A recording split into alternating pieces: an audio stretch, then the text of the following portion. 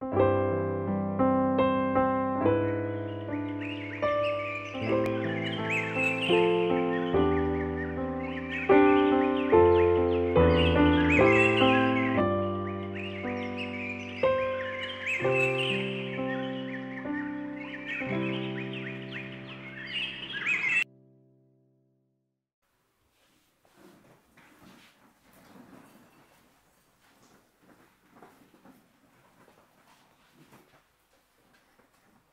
afternoon. So we had devotion yesterday, but I've been requested to repeat once again what we covered. So I'm going to try to repeat and relay what we had already discussed.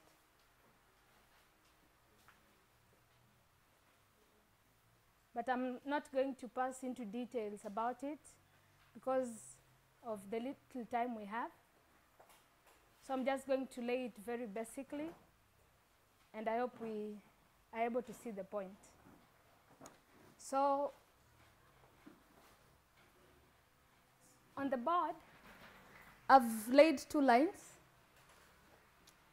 This upper line is for the priests, and the lower line is for the Nethnims. So for several classes now, we have considered the line of the priests and the line of the Nethnims in relation to the work that the priests are going to do for the Nethnims.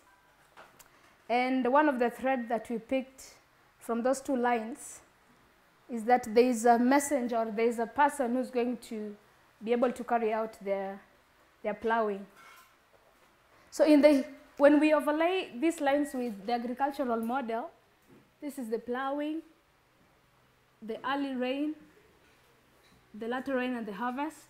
This is the plowing, early rain, former rain, and harvest. So in the dispensation, or in the period where the priests are receiving the latter rain, the plowing of the Nethnims. Okay, thanks.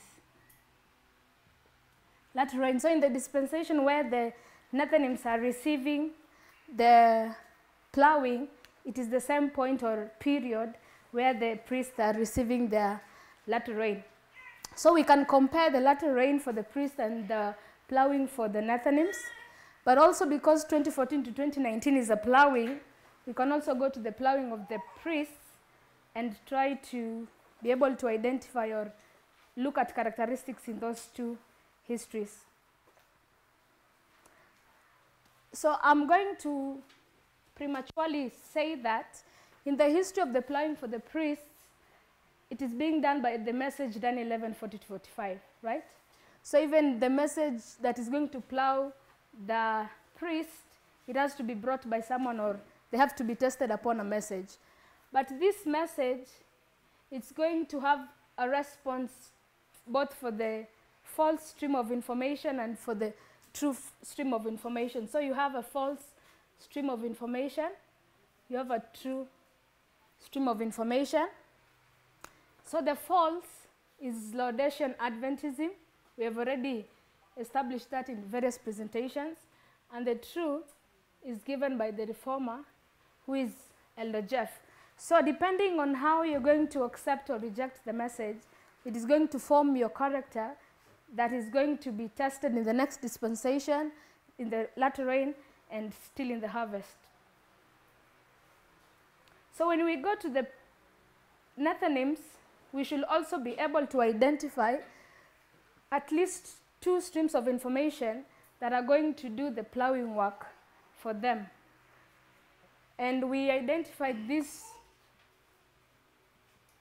that there is a false message and there's also a true message. The true message is given by Michael Moore. The false message is given by Jerry Falwell. And I'm using Jerry Falwell as a representation of all Christian right evangelical movement that is trying to oppose the work of Michael Moore.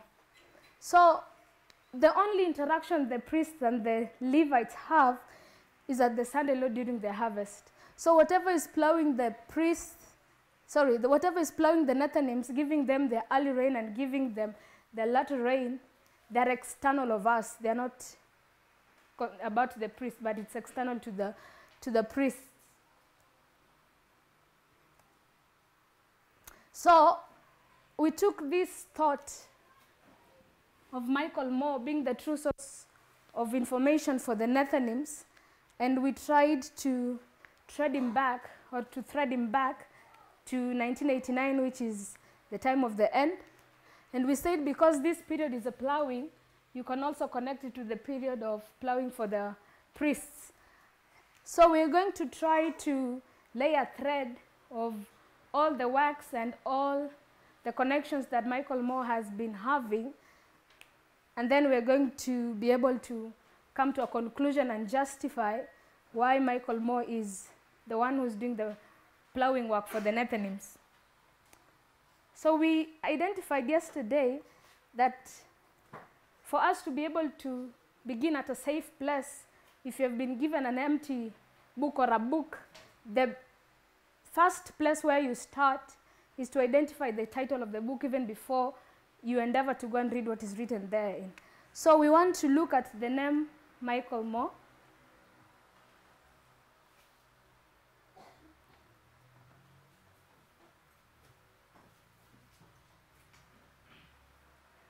So the name Michael Moore, and we are going to look at the word Moore because I believe the word Michael is common. So I'm going to use the word Moore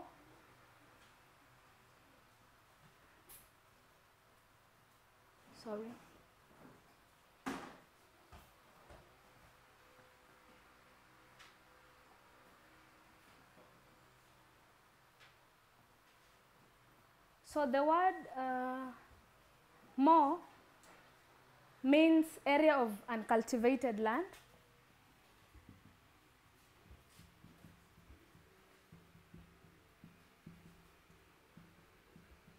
It can also mean great, chief, or mighty. You can go to several meanings of the word Moore, but I'll just take those for now. So Michael Moore, the name of Michael Moore means area of uncultivated land. In the presentations of Elder Tess, we identified that all these reform lines are preceded with a 10-year period.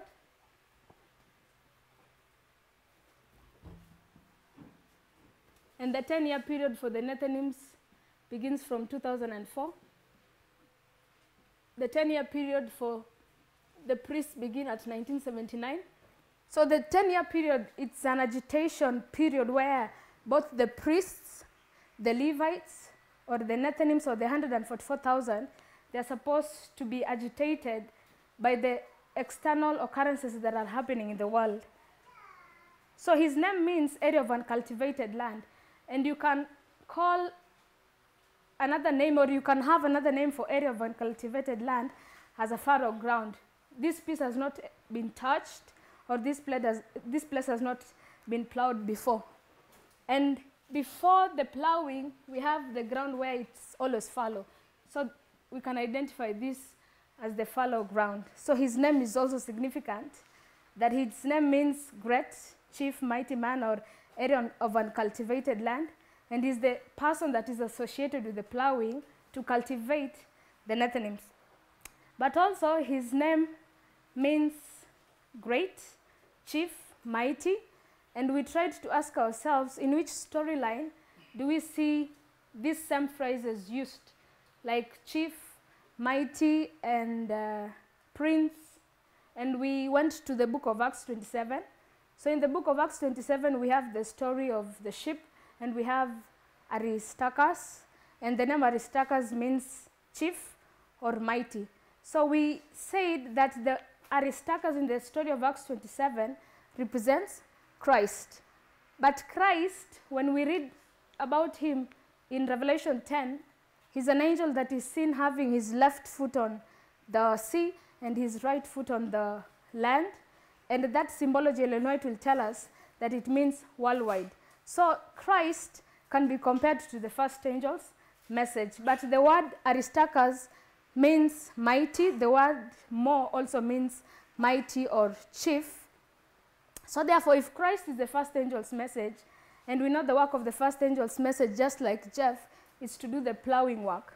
So also the name Michael Moore is going to give us suggestions or justifications that he's the first angel who's going to do the plowing work for the Nethnims. And then we said that Michael Moore was born in the year 1954. And one of the things that we have found significant in the year 1954 is that the phrase "under God" is introduced into the United States motto for the first time. And we have been tracing the phrase "under God" as a culmination of the combination of church and state. So it's also interesting that he's born in 1954. So in the next phase, in this lower line, we're going to move from his first appearance or his first publication that he ever did and try to progressively move in that line until we reach where we are. And I'm not going to lay each and every book that he has written. He has written several articles, he has written several books, but I'm just going to pinpoint the most significant ones and also the ones that are closely connected with the waymarks that we have. So we're going to begin at 1989. So in 1989, it is the time of the end. The plowing of the priests on the 144,000 begins. And also in this year, he produces a film called Roger and Me. And we said that Roger, his name is Roger Smith, is a CEO of General Motors in Michigan, Flint. So Flint, Michigan. And Flint, Michigan is where Michael Moore is born and is raised up all his life. So what happens in 1989, according to this film, is that this CEO takes or shifts the General Motors plants from the United States to the neighboring country of Mexico.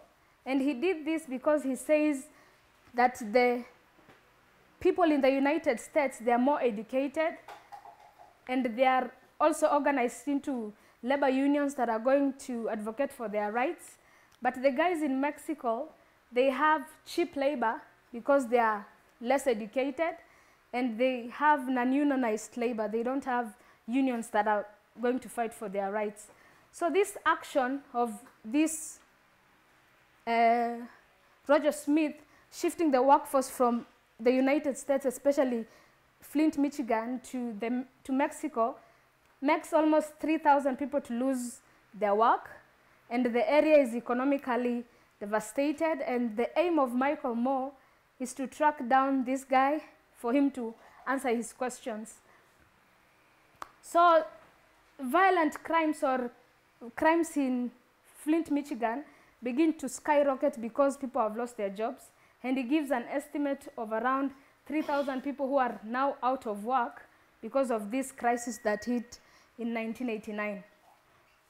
So in 1989, in this production of Roger and Me, he's majorly dealing with the economic class or the labor, people who offer labor in the United States and how they are affected and how this begins a foundation or a policy for all the activities or all the actions that labor unions and him himself is going to deal, especially with corporations and with big companies.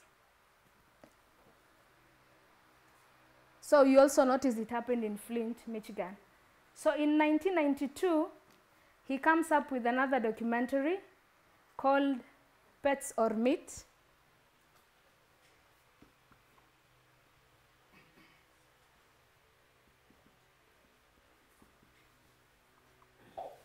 And in this film, Pets or Meat, it's called Pets or Meat, The Return to Flint.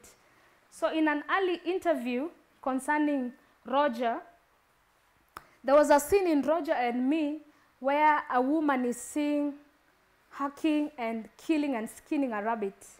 And he takes this explanation from that film to try to justify why he brought this film of meat or pets or meat. So he says in his own words that the meaning of pets or meat is this town. So he compares, he uses a parable, let me say he uses a parable to explain a reality event that is happening. And he says that meats or meat, in his own words, means the town. Either you are working or you are meat. That's GM's attitude towards its people, or the General Motors. That's the General Motors attitude towards its people. The clubbing or skinning of rabbits stands for violence. So he compares how this woman is skinning this rabbit to how the General Motors have been offering violence to its workers. Then he exclaims, or he gives a rhetorical question, why are there walkouts, people walking out, during the rabbit section, but not during the shooting? So there's a shooting scene that is happening in this film, and there's a scene where a rabbit is being skinned. So he's asking a rhetorical question that when the shooting is going on, nobody is leaving, but when the shooting is going on, people are leaving. When this rabbit is being skinned, nobody is leaving. So he's bringing a rhetorical question and says that this is the image we are used to, but they are either meat every night. So in this film, in Pets and Meat, he tries to explain how everyday local Americans are going through this violence, especially from big corporations that are untamable because people don't have a voice and they don't have the power to go and fight for their rights. So in 1996, he also comes up with another documentary. But before that, yesterday we identified that in 1991, he's married. He's married to someone called, I think, Kathleen. And together with his wife, they endeavor in trying to make films that are going to impact the thoughts and the responses the corporations have towards the complaints that the American people are going to bring. So in 1999, he marries, and we know in 1991, it is our increase of knowledge.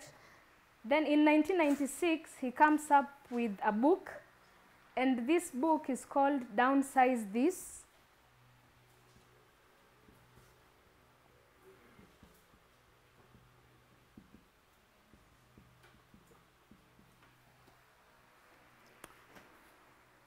So in this book, he tries to criticize corporations who care more for shareholders than the safety and well-being of communities who work for them. And a clear illustration of that is Roger. So this book is first published in 96, but it is later republished in 97. And he says that these corporations receive government tax breaks as corporate welfare mothers. So the big corporations, they're not being taxed, but the common people, they're being taxed. And he explains in this book that the shareholders, or the people who hold the government, they're the ones who are more concerned about their well-being, how they're going to make profits, but not on the safety and well-being of community members. And then he's going to mention a chapter that is going to speak more about Hillary Clinton. And we know during this history of 96, the person who's in office is Bill Clinton. So he's going to criticize how Hillary Clinton is using his power or his fame to try and bring other people under his subjection. And he mentions a point or a phrase where someone is killed, but the perpetrator is not convicted about it. So also in 1996, there's an interaction that Michael Moore has with Donald Trump. So both of them are booked on a show called Politically Incorrect.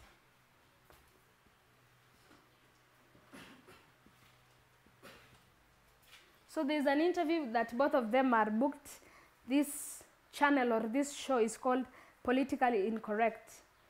So there were 4 guys that were supposed to be in that interview. One of them was Michael Moore, another one was Donald Trump. So when Donald Trump knew that Michael Moore was going to attend that interview, he backed out. But the person who was facilitating the show was a very good friend of Michael Moore. He told Michael Moore that why Donald Trump is backing down is because of you. So the best thing you can do for me and my show is try and go and speak to Trump and tell him to come back. So Michael Moore went out and talked to Trump, and Trump told him one thing, that in this show, which I'll only give you 2 suggestions. It's either you're going to attack me and I'm going to leave, or you're not going to attack me and I'm going to continue with the interview.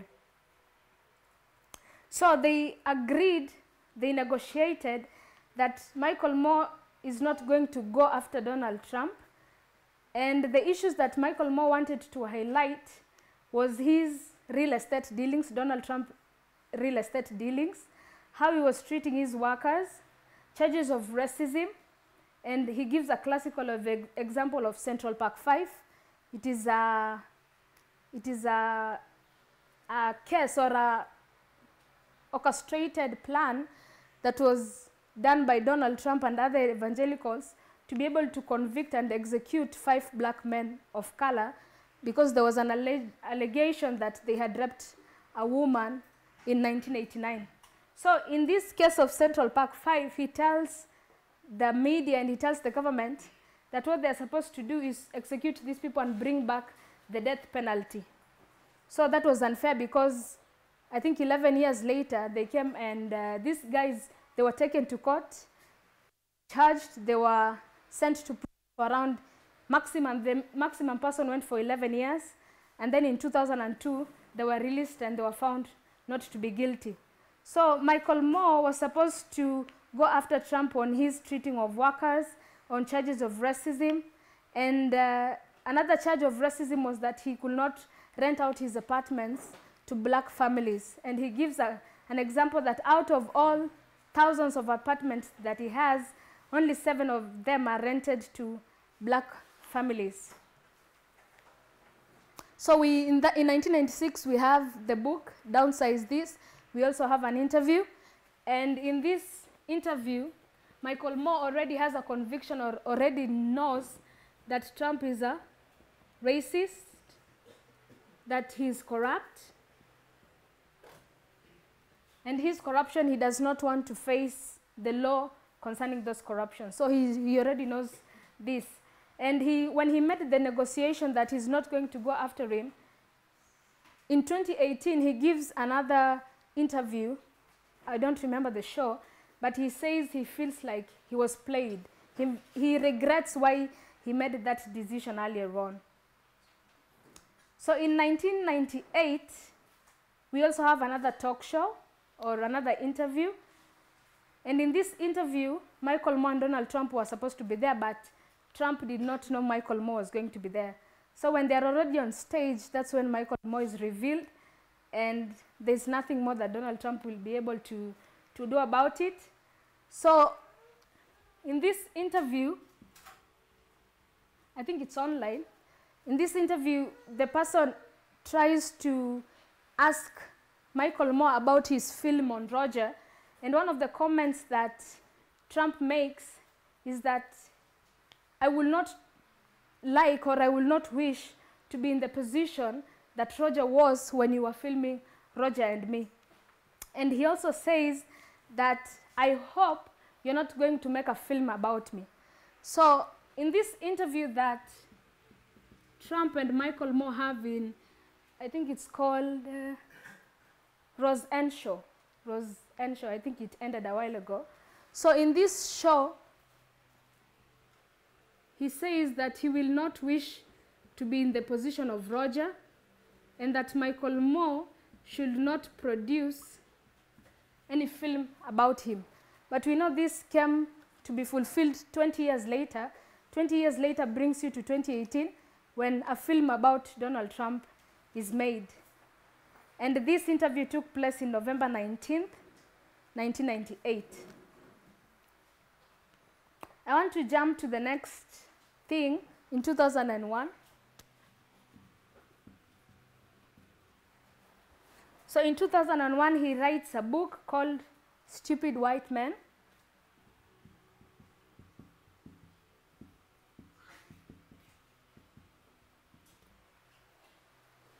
And in this film, he publishes, in this book, he publishes it in 2001. And we said it was 4 months before the September 11th attack had already taken place. And this book is very critical of the recent US government policies in general, and the policies of Clinton and Bush administrations in particular. So in this 2001 event, he tries to criticize the election of George Bush Jr. He also tries to criticize the government of Clinton that had already passed, and in particular, he is targeting the US government policies in general. And I believe it's in this book that he mentions how the United States is not cooperating with other nations to bring peace, but it is trying to take their policies to other nations and trying to infringe those policies on them. And then he says, in this book also, he gives some sorry excuses for the state of the nation. So he says that when we reach 2001, why the state of the nation is so corrupt and corporations have a leeway, or they don't have a problem infringing their crimes and running away, is because in this period of Clinton, he was able to commit atrocities and went away with them. In 1989, we know we have George Bush Sr. So George Bush Jr. is just repeating what George Bush Sr., his father, did. And he also blames the situation at Clinton. So the next film that I can say is a turning point. Sorry? Okay. The next film that I think it's a turning point was produced in 2004.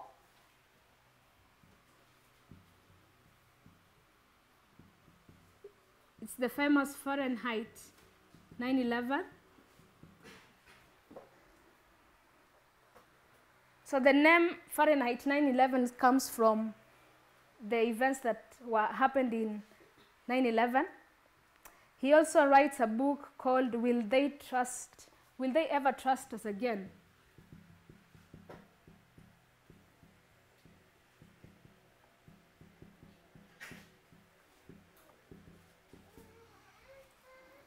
So in this book, Will They Ever Trust Us Again?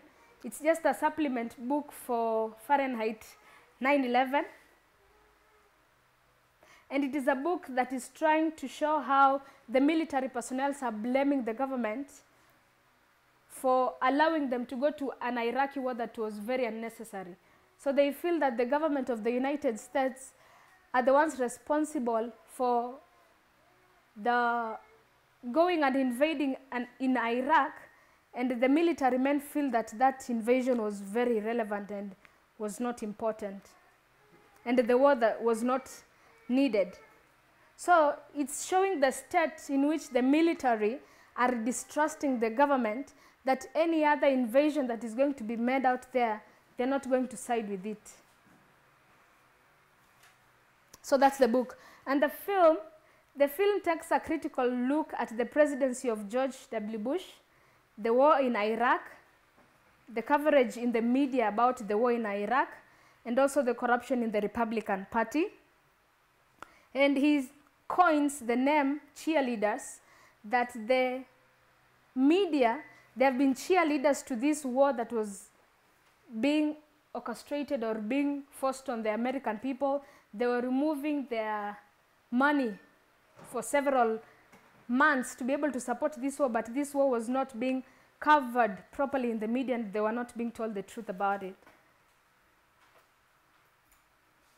So he also explains the situation at 2001, the attack of the Twin Towers. He also explains how George Bush uses the event of 2001 to pass a Patriot Act. And he says that this Patriot Act, so he explains more about the Patriot Act. So he says that the Patriot Act is just an excuse, just like the Iraqi war, for George Bush to try and infringe on the rights of the people. So he does not agree with the Patriot Act. And then we said that Fahrenheit 9/11 was released on October 5th, 2004.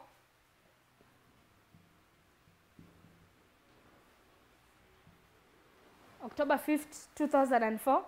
And also in this year, we have two counter films that were produced to fight against Fahrenheit 9/11. One of them is Celsius 4111. So there are two films.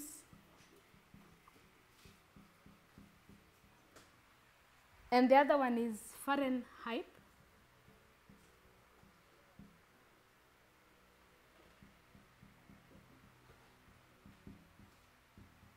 Fahrenheit 9/11. So I'll just say very shortly. So they take this name, Celsius 41.11, and it is the temperature at which the brain begins to die. So in short, what they are saying, this film of Fahrenheit 9/11, what Michael Moore is doing, his brain is already dead. So you should not believe this film. That's why they give it the title 41.11. And this film was produced in October 22nd, 2004.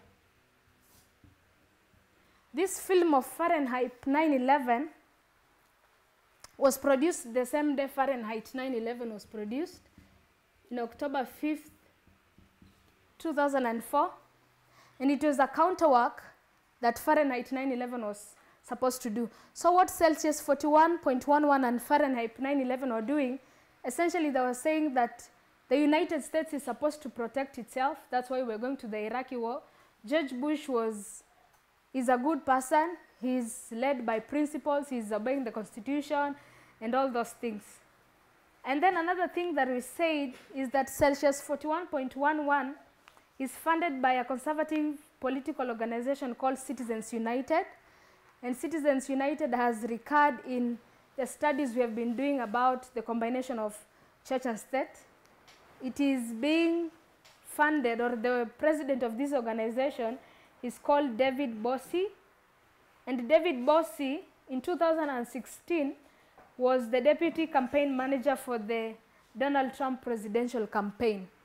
So this Celsius 41.11 is supported by Citizen United, and the president, or the person who's leading Citizens United, was the deputy campaign manager for the Trump campaigns in 2016. So he has a very big role to play in the history of 2016 during the election of Donald Trump.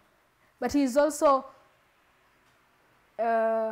working out a plan that is going to fight against Fahrenheit 9/11. So we have said Fahrenheit 9/11 is produced in 2004. David Bossie.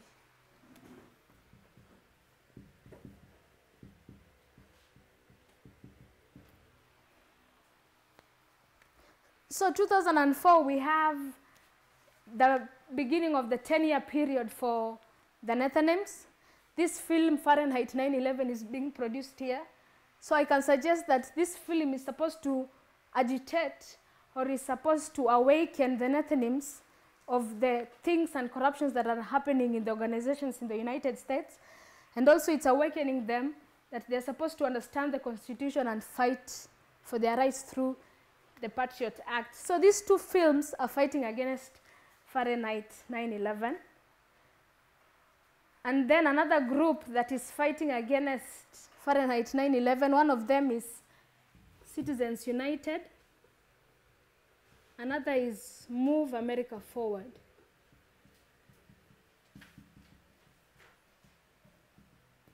So Move America Forward is also a conservative group, but this conservative group is mostly connected with the armed forces in Iraq and Afghanistan. So they're trying to offer support to the military in Iraq and Afghanistan, but also to the families of the armed forces. So when Fahrenheit 9/11 comes out and says that the Iraq war is just an excuse by the Bush administration to fight and go against our rights, they feel bad because very many people have taken out their lives to go and fight for unity and democracy of the United States.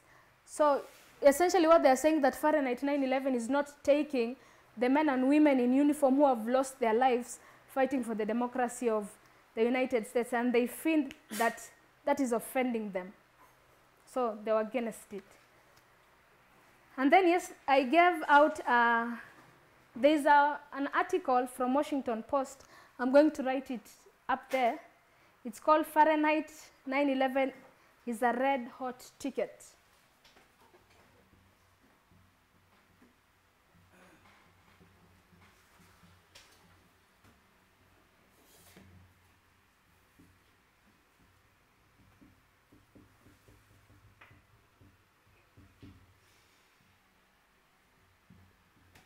So that is produced by Washington Post.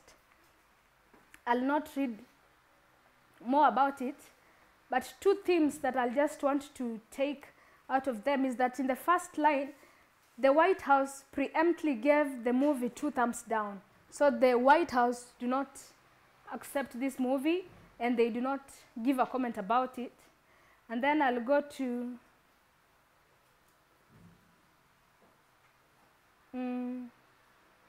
the last,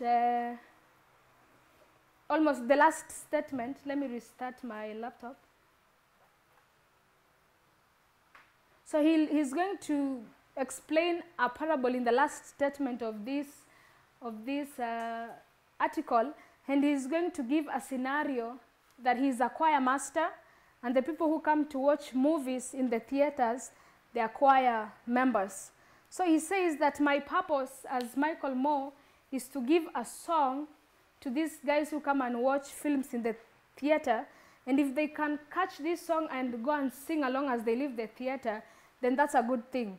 So in short, he's saying he's bringing out these films so that he can be able to tell the people or tell them a story, and if these people are going to move out of the theaters and have this story and sing about it, then that's a good thing. He doesn't mind producing so many films. But this film really sparked a lot of hatred and a lot of controversy in the United States.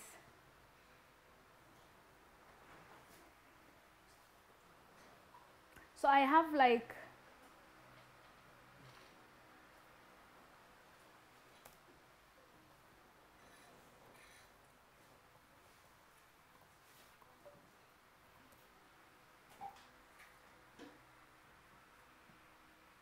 I want to move to 2007, very briefly.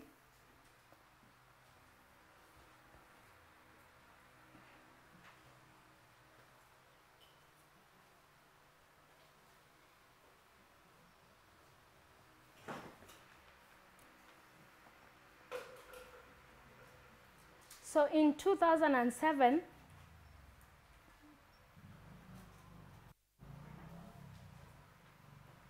give me 2 minutes.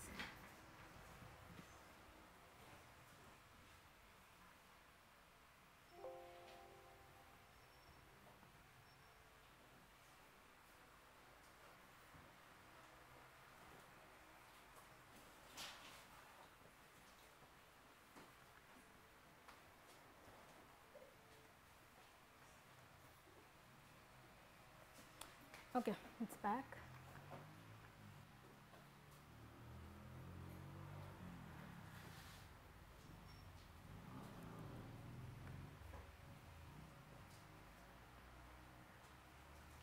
I don't know if it's because of the heat, but it seems to be hanging.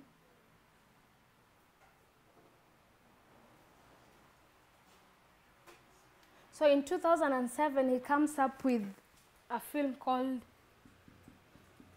Sicko. And in this film, he's going to explain about the healthcare system in the United States.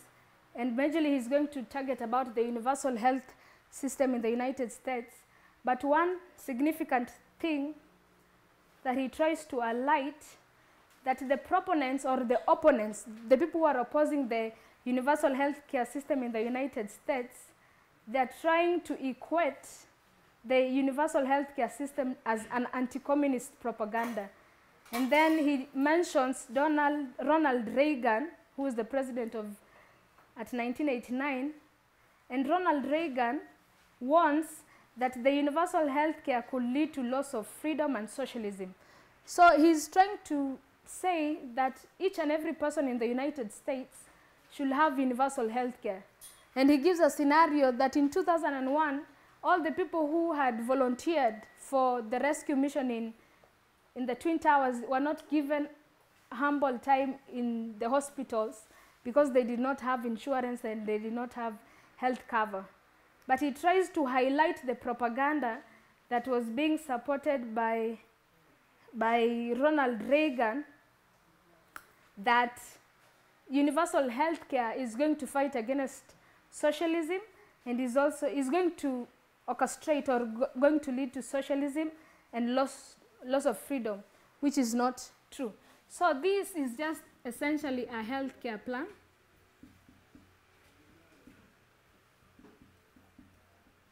And it tries to advocate that each and every person should have healthcare systems and free universal healthcare.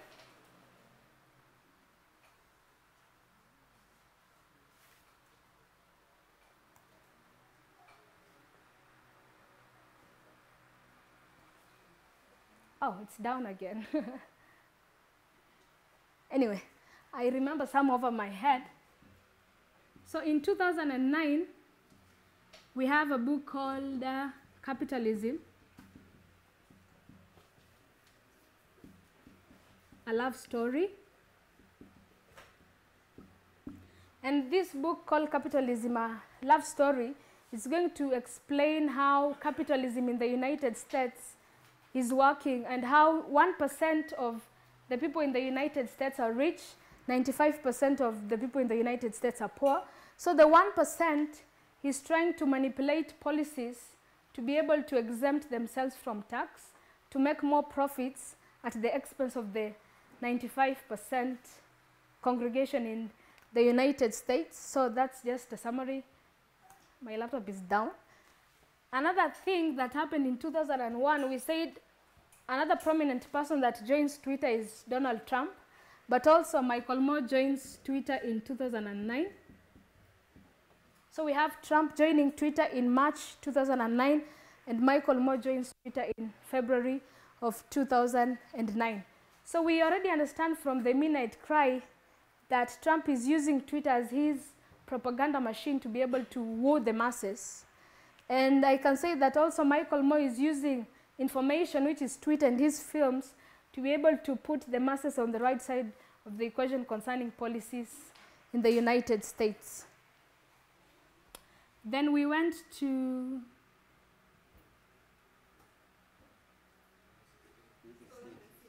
2016? Okay. So in 2016, we have elections in the United States, but also we have another film called Michael Moore in Trumpland.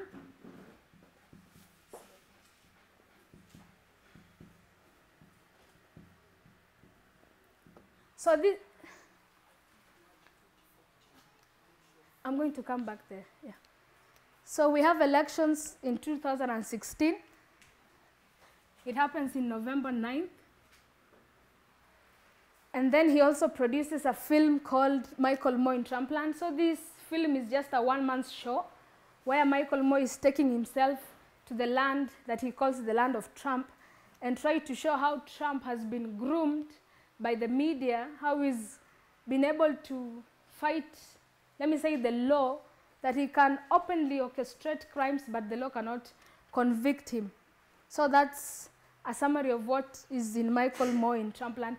And he's trying to show how the generations of the generations of Trump being shown by his children having policies with other nations and not caring and taking the business empire, or how they run businesses in the Trump empire, to be able to run the government.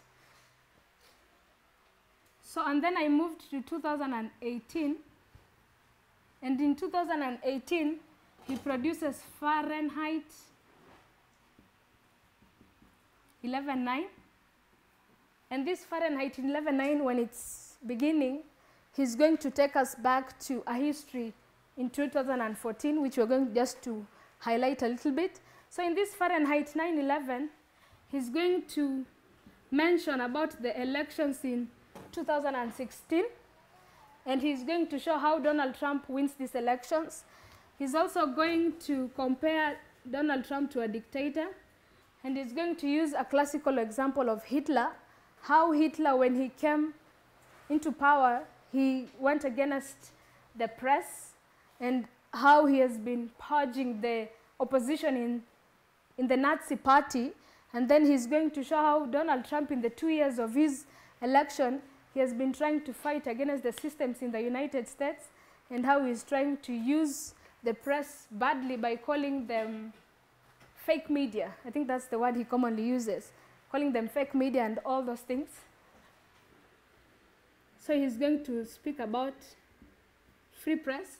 And then in this movie, there's a scene that shows Hillary Clinton, and Hillary Clinton is being interviewed by a series of, I think, 5-6 men. And all these 5-6 men, the major characteristic that is connecting them, that all of them have been involved with sexual scandals, but all of them, they do not like women. So they are practicing inequality. So they do not like women, they do not like Hillary Clinton, and when they are having an interview with her, they're trying to corner her into the scandal that happened with the emails that were leaked, his association with who is it called, George Bush, and how she did not have a part to say in the Iraqi war, how George Bush just went into the Iraqi war and she accepted.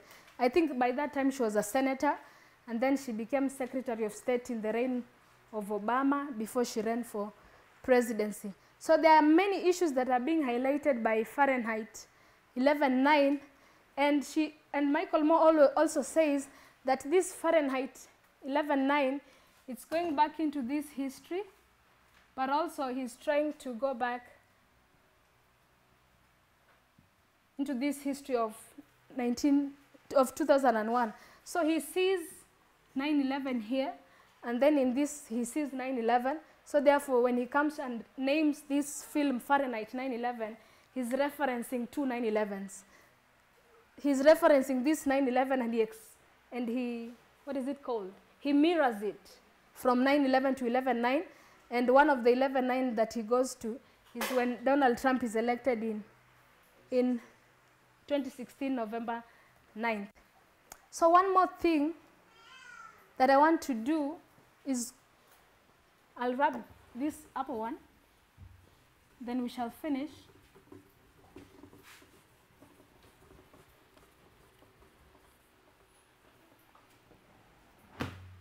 So he's going to give us a series of events, or he's trying to thread a line from 2014 that is going to give us reasons or evidences why he predicted that Donald Trump was going to be the 45th president of the United States.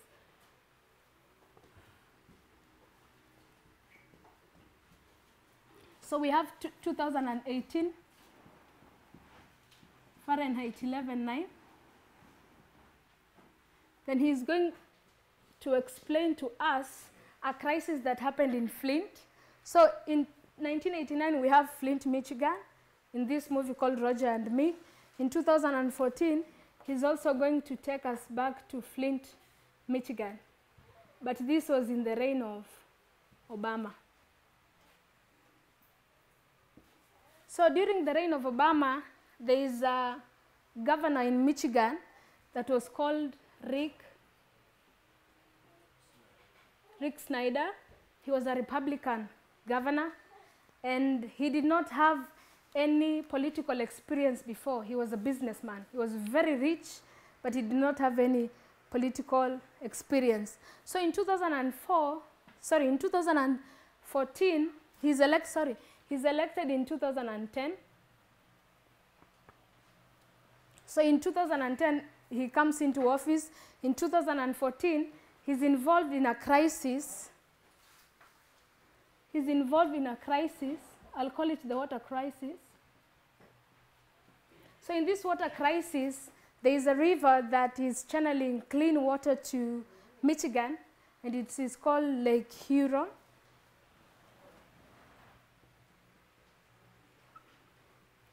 So what he does, this Lake Huron, he's supplying clean water to the people of Michigan. Then he diverts the waters of Lake Huron to his own companies and to General Motors. And he only supplies this water to General Motors because the spare parts of General Motors are rusting by Flint River. So Flint River was a river in Flint, but it is very polluted and very dirty. It has high contents of lead. So he's using Lake Huron, the waters, to diverge them to his own companies. Then there's a complaint that is given at GM that the spare parts are rusting.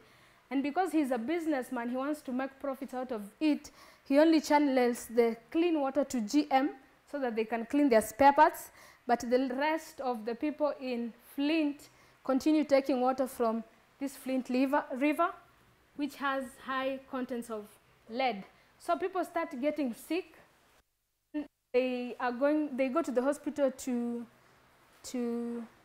be able to be tested, and many children, almost all the children in Flint, have been able to infest lead into their bodies. So what happens? Obama is a Democrat.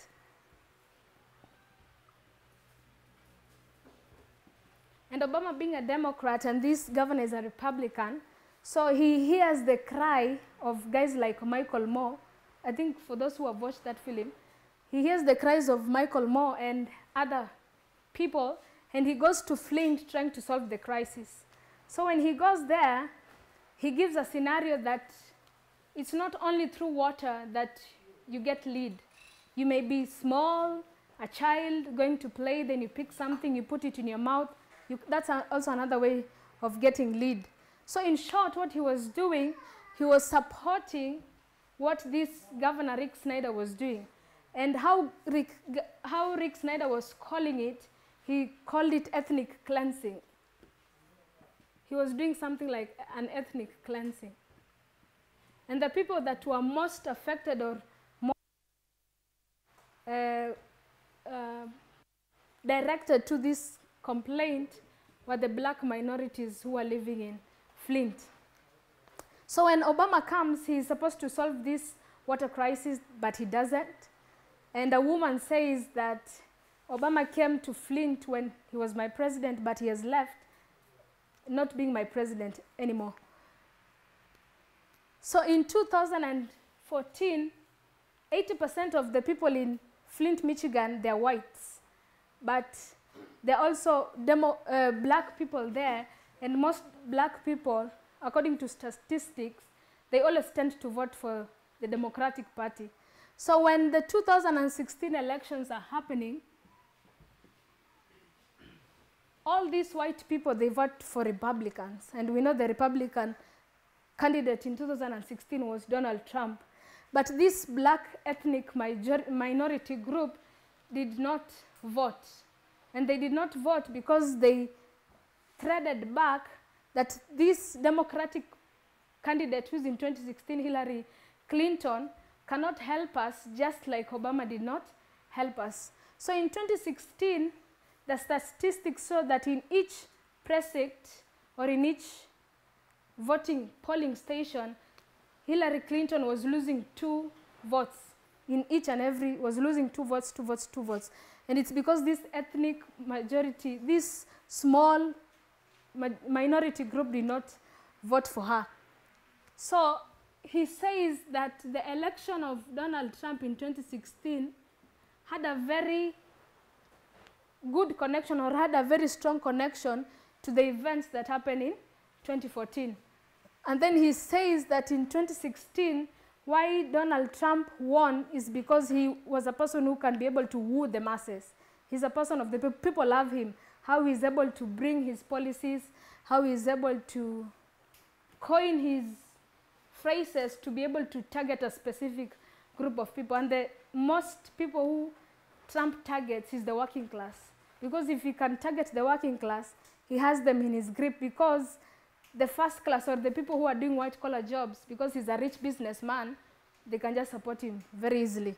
And one thing I forgot, I think I've remembered, in 2013, Donald Trump goes to Flint, Michigan, and how they call it is to offer support to Rick Snaider.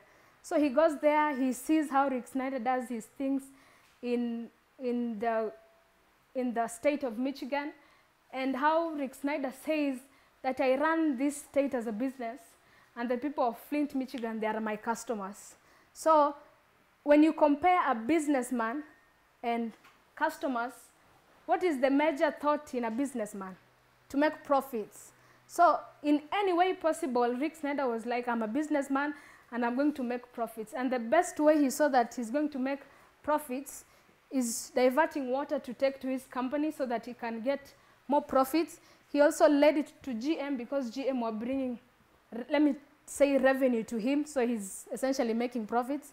And he's making profits at the expense of other people. So he's also saying that why Donald Trump is this dictator, and why he's running the United States as a business, is because he was able to get this inspiration from this governor in 2014.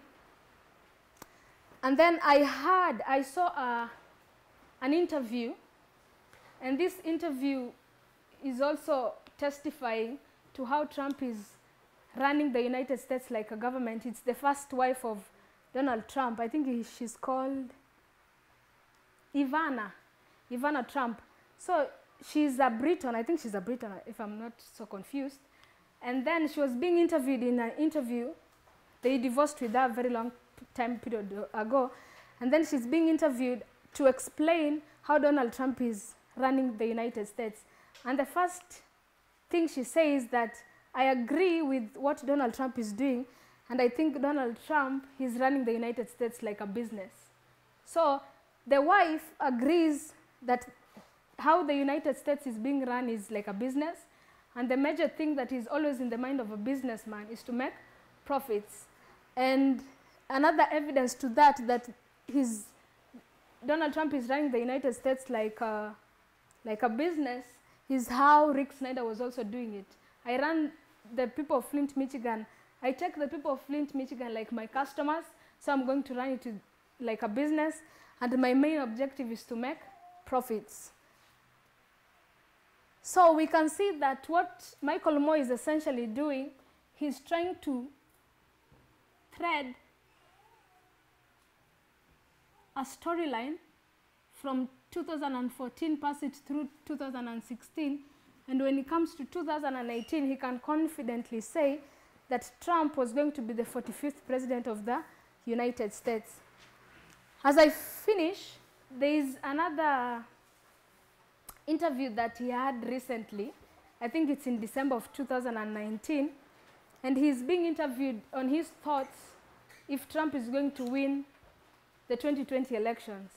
And he has a very strong feeling, 99%, that Trump is going to win the elections. And he says that why Trump is going to win the elections, he's not going to win the elections through a majority vote, but the Democrats are going to win the United States elections through a majority vote, but Donald Trump is going to win through the Electoral College. I don't know how Electoral College runs. I don't have all the thoughts, but he just said that how I see Donald Trump is going to win the Electoral College votes, but according to majority vote, he's going to lose it. So in 2020, it's the elections. In this year, it's the elections of the United States. So he has already, let me call it a prediction, he has already predicted that Trump is going to have a second term. And it's interesting how he always reaches to the same conclusions this movement reaches. He doesn't have the access to prophecy. He doesn't have the access to, let me say, the Bible, but he's a staunch Catholic. But he's able to use past history, or he is able to thread a story and bring points that can be able to show that what he is predicting is either true or, is either true. So he says that in this year Donald Trump is going to win, and the justification he uses that he threads a story showing how the Democratic Party has been playing its cards and how the Republican Party has been playing its cards. And he says that Donald Trump is a genius. If the Democrats do not come up with a strong candidate, then they're going to lose again. And he says that they should not bring someone else like Hillary Clinton, because if they bring someone else like Hillary Clinton, you can be sure that she's going to lose head down. So at least so far we've been able to see that how this prophet for the Nethnims is doing his work. He's also following the rules of parables, that he has a storyline, and this storyline he just doesn't pick points and runs with them, but he threads a story using past events and past histories to be able to show how things are going to happen in the future. And then my last point, in the history of the plowing for the priests,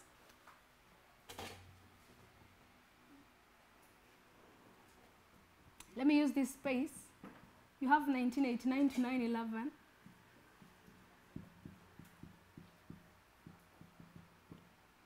So this is the plowing, and the person who's doing the plowing is Jeff.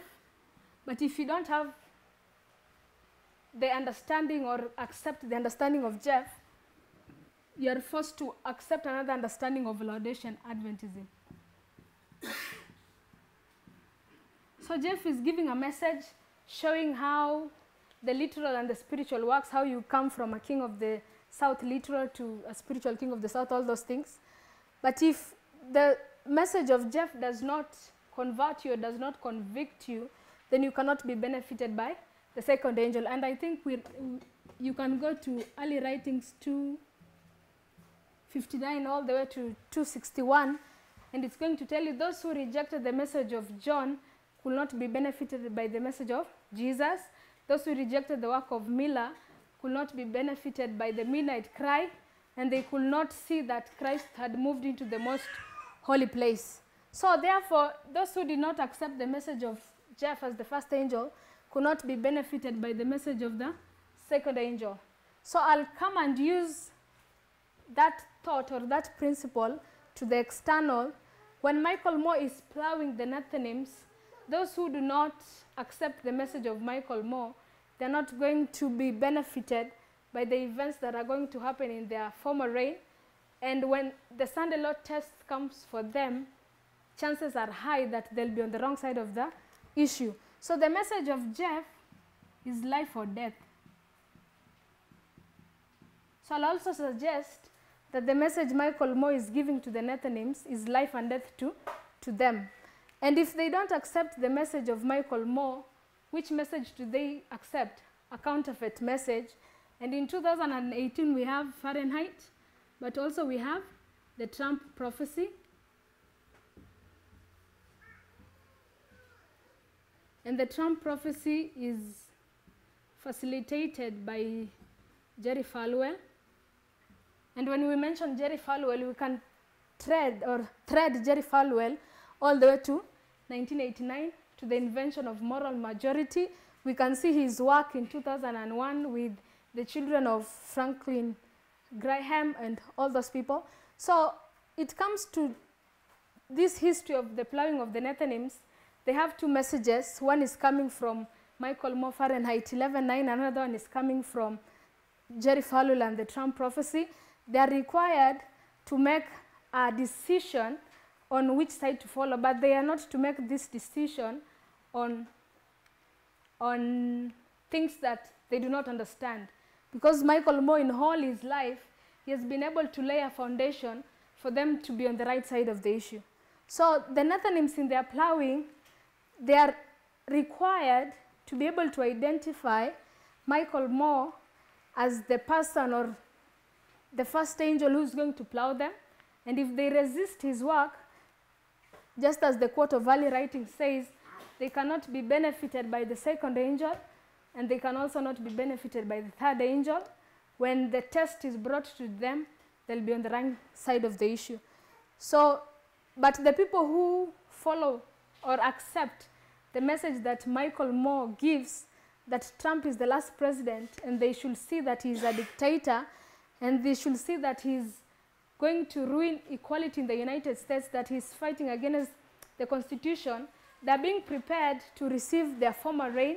They're being prepared to be on the right side of the latter rain, and when the harvest comes, they're going to be on the right side of the issue.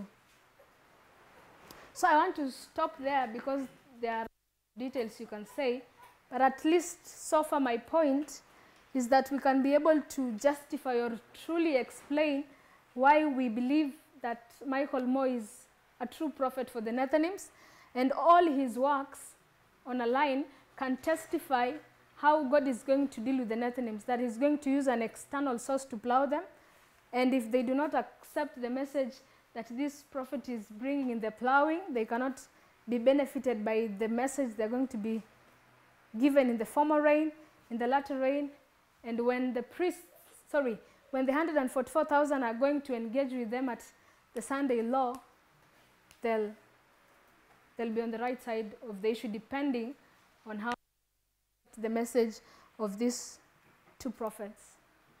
So I want to close there. So we'll pray as we close.